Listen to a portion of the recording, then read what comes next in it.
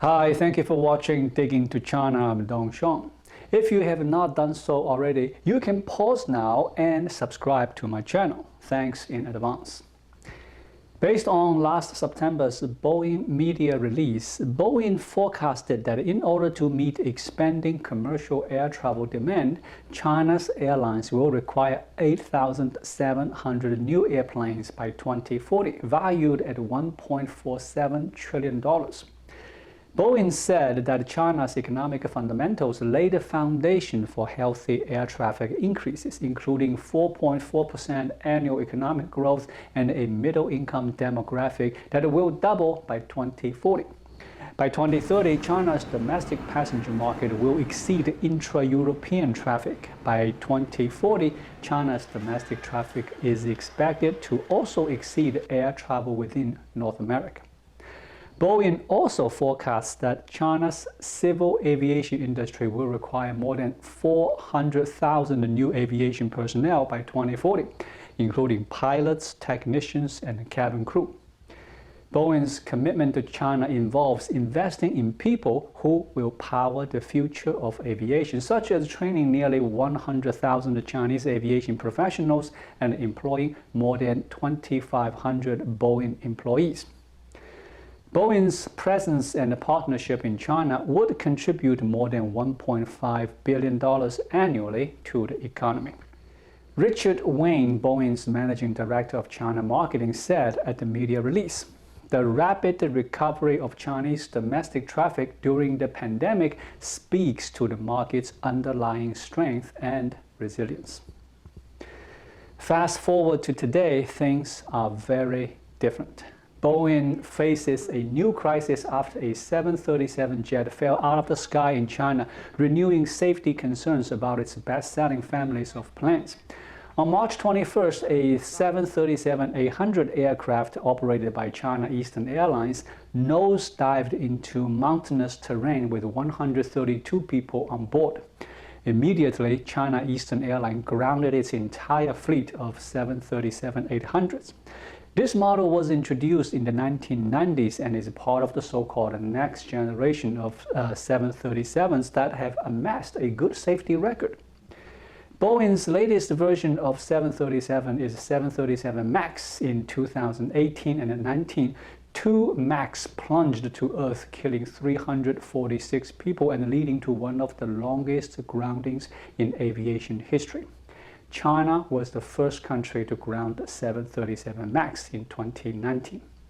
The latest incident didn't involve a MAX. Still, it's a setback for Boeing's effort to rebuild confidence in its safety culture. It also jeopardizes Boeing's recovery in China, a critical step needed to rebound from 3 years of financial losses. Boeing had been on the verge of returning its MAX aircraft to commercial service in China. China Eastern's plane crash came at an extremely delicate time, with Boeing finally aiming to restart 737 MAX deliveries into China after a 3-year halt.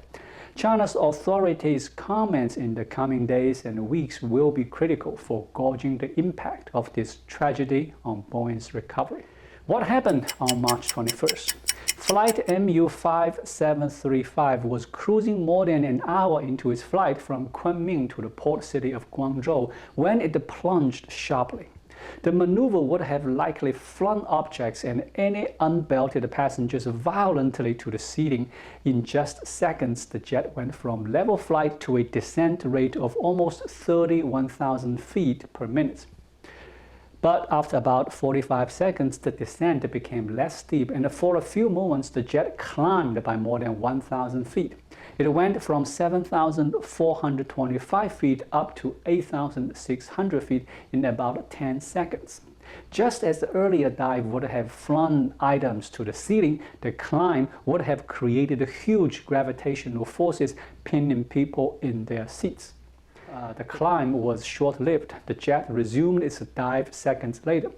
Video footage showed that the aircraft plunged at a near vertical trajectory behind a mountainside in China's Guangxi region. All 132 people on board died.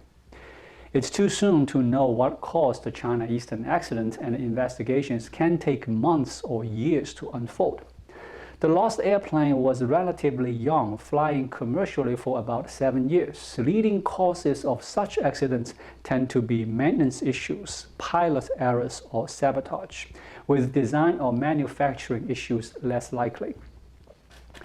China's airlines have been among the largest customers for the 737.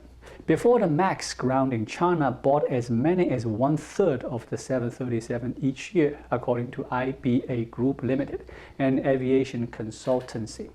China has the largest 737-800 fleet with nearly 1,200 planes. It also has the youngest fleet with an average age of just about 8 years.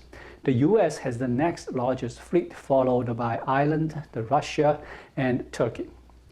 China has made major strides in air safety since a series of fatal crashes in the 1990s and 2000s. Before March 21st crash, China had not experienced a fatal accident involving a commercial flight since 2010, when 44 people died in Jilin province.